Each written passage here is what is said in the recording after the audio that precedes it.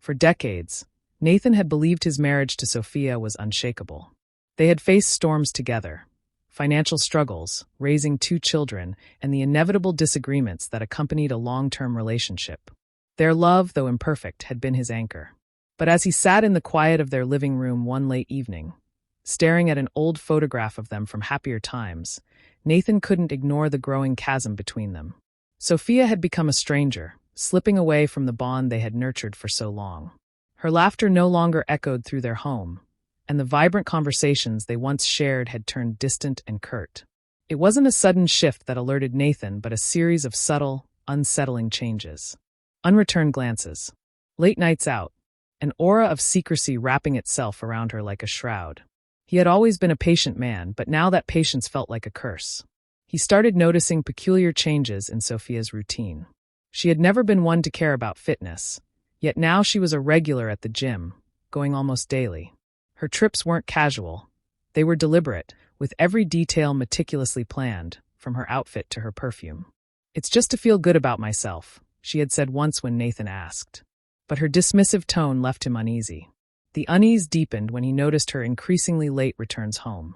She claimed to be meeting friends, but her explanations felt hollow, lacking the warmth and detail of truth.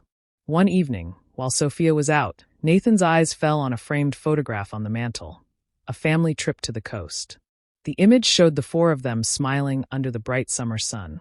Sophia's face radiated happiness, a stark contrast to the cold detachment she now exuded. As he stared at the photograph, the weight of their loss pressed down on him. What had happened to the woman in the picture? More painfully, what had happened to the bond they had shared for so many years? Doubt, Nathan realized, was like a slow poison. It crept into every corner of his mind, filling the gaps left by Sophia's evasions. He began observing her more closely, the guarded smile, the way she angled her phone away while typing messages. "Who are you talking to?" he asked casually one evening. "Just a friend," she replied, her tone light, but her eyes betraying discomfort. That moment planted the seed of suspicion in Nathan's heart. Sophia's absences grew more frequent, and Nathan spiraled further into isolation. The silence of their home, once warm and inviting, now felt oppressive. The ticking clock and faint hum of the refrigerator were his only companions. One night, as he sat in the dim glow of the television, waiting for her to return, the loneliness became unbearable. The house, once alive with laughter and conversation, now felt hollow. He tried distracting himself with work, books, anything to keep his mind from wandering to darker places. But the questions persisted. Where was she? Who was she with? And most painfully, why didn't she want to be here with him? When Sophia finally returned that night, it was well past midnight. Her heels clicked against the wooden floor as she entered, her silhouette briefly illuminated by the street lights outside.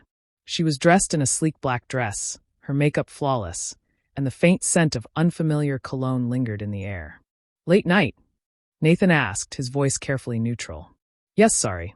It ran longer than expected," she replied, barely glancing at him. Her tone was devoid of warmth, her body language closed off. She moved toward the bedroom without offering a kiss or even a proper goodnight. As the door closed behind her, Nathan sat in the dim light, feeling the walls of their home close in like a vice. That night, sleep eluded him. Lying in bed beside Sophia, her back turned to him, her breathing steady, Nathan stared at the ceiling, consumed by questions and doubts. How could she sleep so peacefully while he was drowning in uncertainty? By dawn, Nathan had made a decision. He couldn't continue like this, trapped in a web of suspicion and silence. He needed answers, even if those answers shattered him. Nathan didn't want to believe it. The following evening, as Sophia prepared to leave for another gym session, he observed her carefully. She wore a fitted tracksuit, her hair tied back in a sleek ponytail. Yet something about her appearance felt off for a workout. The faint scent of perfume and the subtle gloss on her lips, catching the light just so. "Have a good time," Nathan said as she stepped out the door. "Thanks," she replied casually, giving a brief wave before leaving. The moment the door closed, Nathan grabbed his car keys. Tonight, he would follow her. Driving through the city, Nathan trailed her car at a safe distance. His heart pounded, each turn heightening his anxiety. Eventually, she pulled into the parking lot of a gym across town. Nathan parked a block away, waiting. 2 hours later, Sophia emerged, but she wasn't alone. A younger man walked beside her, confident and casually handsome. Their laughter echoed in the quiet night, a sound that struck Nathan like a dagger. He watched as they got into a car together and drove to a nearby cafe. Parking discreetly, Nathan sat in his car, peering through the window. Inside, Sophia looked radiant, her face alight with a joy he hadn't seen in years. She smiled, not politely or casually, but genuinely, a smile she once reserved for him. The man leaned forward, animated as he spoke, gesturing passionately. Sophia laughed, the sound melodic and piercing. Every glance, every touch between them felt like a betrayal. Nathan's heart churned, but he stayed rooted in his seat, torn between confronting them and clinging to the fragile remnants of his dignity. Hours later, Sophia and the man left. Nathan followed as they drove to a small, unassuming hotel on the outskirts of town. His breath hitched as he watched them enter, their laughter still ringing in his ears. His worst fears had been confirmed. Nathan sat in his car for hours, the dim glow of the hotel sign casting an eerie light over the parking lot. He wrestled with his emotions, torn between rage and heartbreak. By the time he returned home, the house felt cold and hollow, a tomb of memories and broken promises. The next morning, Sophia returned as if nothing had happened. "Good morning," she said cheerfully. Nathan didn't respond. He simply stared, his silence speaking volumes. In the days that followed, Nathan's anger simmered beneath the surface. Every interaction with Sophia felt like a charade, her indifference like a slap in the face. Finally, during dinner one evening, he could no longer hold back. "How long are you going to keep lying to me?" His voice was steady but cold. Sophia froze, her fork hovering midair. "What are you talking about?" she asked, feigning confusion. "I know," Nathan said, leaning forward. "The gym, the hotel, him. I know everything." Sophia's expression shifted, not to guilt, but to irritation. "You've been spying on me?" she snapped, incredulous. "What did you expect me to do?" Nathan shot back, his voice rising. "You've been sneaking around, lying to me, disrespecting everything we built together." Sophia sighed, setting her fork down. "Nathan, you're overreacting. It's not what you think." But her dismissive tone only fueled his rage. "Don't insult me," he said. Their argument spiraled, Sophia eventually admitting she had been meeting the younger man. "It's just fun," she said casually, as if expecting Nathan to accept her excuses. "People change. You can't expect things to stay the same forever." Her words were like a knife to the heart. "So that's it?" Nathan asked, his voice hollow. "You're just going to throw away 30 years like they meant nothing?"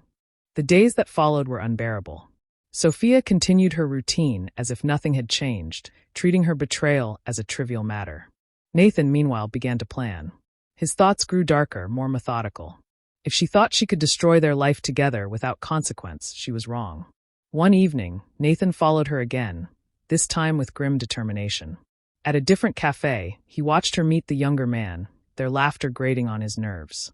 This time, he didn't just watch. He took photos, each click of the camera a vow to make her face the truth. In the days that followed, Nathan reviewed the evidence he had gathered. Photos of Sophia smiling, leaning toward the man, disappearing into secluded places. Each image was a dagger, but they also became tools for his revenge. As he stared at the damning photographs, a dark resolve settled over him. There was no denying the truth now, and no escaping what came next. Nathan had spent decades building a life with Sophia, only to watch it unravel before his eyes. One evening, armed with a stack of photographs, he waited for her in the living room. When she walked in, her face glowed, as if she'd just stepped out of a dream. "We need to talk," Nathan said, his voice steady but cold. Sophia froze, her expression flickering before settling into a neutral mask. "About what?" Without a word, Nathan laid the photographs on the coffee table. Each one spoke volumes. "These," he said, his gaze fixed on her. Sophia's eyes widened as she scanned the images, her carefully constructed facade cracking. For the first time, Nathan saw fear in her eyes. "It's not what it looks like," she stammered, her voice trembling. "I can explain." Nathan's patience had run out. "Explain what exactly?" he asked sharply. "That you've been lying to me? Sneaking around with him behind my back?" Sophia's defenses crumbled. "Nathan, I never meant to hurt you," she admitted, her voice barely above a whisper. "It just happened." Her words hit Nathan like a thunderclap. He leaned back in his chair, his chest heaving. "It just happened?" he echoed, disbelief cutting through his tone. "We've been married for 30 years, Sophia. 30 years, and you threw it all away for what? A fling." Sophia averted her gaze, her voice soft and hollow. I didn't plan this. I didn't want things to end like this. But her justifications only deepened the chasm between them. Nathan realized that the woman he had loved for so long was now a stranger. The days that followed were a suffocating silence. Nathan replayed their conversation endlessly, dissecting every word. The betrayal festered like an open wound. Sophia, meanwhile, acted as though she were the victim, her demeanor cold and detached. It was as if she had already moved on, leaving Nathan to sift through the ruins of their life. As anger replaced heartbreak, the idea of revenge began to take root. Nathan couldn't let Sophia and her lover walk away unscathed. He started researching the man, Eric, a personal trainer at the gym Sophia frequented. Nathan uncovered everything: social media profiles, work address, even his home. One night, Nathan sat at his desk, staring at a paper filled with notes about Eric. The possibilities raced through his mind, each darker than the last. Confrontation felt inadequate. Words wouldn't capture his pain. He needed something more, something that would make both Sophia and Eric understand the weight of their betrayal. Nathan devised a meticulous plan. He bought a small recording device, intending to capture their next meeting. If he couldn't achieve justice through confrontation, he'd settle for exposure. He followed Sophia to a rooftop bar, staying hidden as she laughed and leaned into Eric under soft string lights. Every touch, every word, every laugh stung. Nathan recorded it all, his grim satisfaction mingling with the ache in his chest. The next day, he confronted Eric outside the gym. We need to talk, Nathan said, his voice low and controlled. Eric, caught off guard, nodded hesitantly. Nathan played the recording. Eric's face turned pale. Stay away from my wife, Nathan said, his voice firm. This ends now. When Nathan showed Sophia the recording, her reaction was explosive. You invaded my privacy, she shouted. You're vindictive and controlling. You made this choice, Sophia, Nathan replied, his tone calm but resolute. Now you have to live with the consequences. Her silence was more damning than any argument. For the first time, Nathan saw regret in her eyes, but it was too late. In the weeks that followed, Nathan filed for divorce. The process was painful, but it brought closure. He sold their house, moved to a new city, and began rebuilding his life. The betrayal left scars, but it no longer defined him.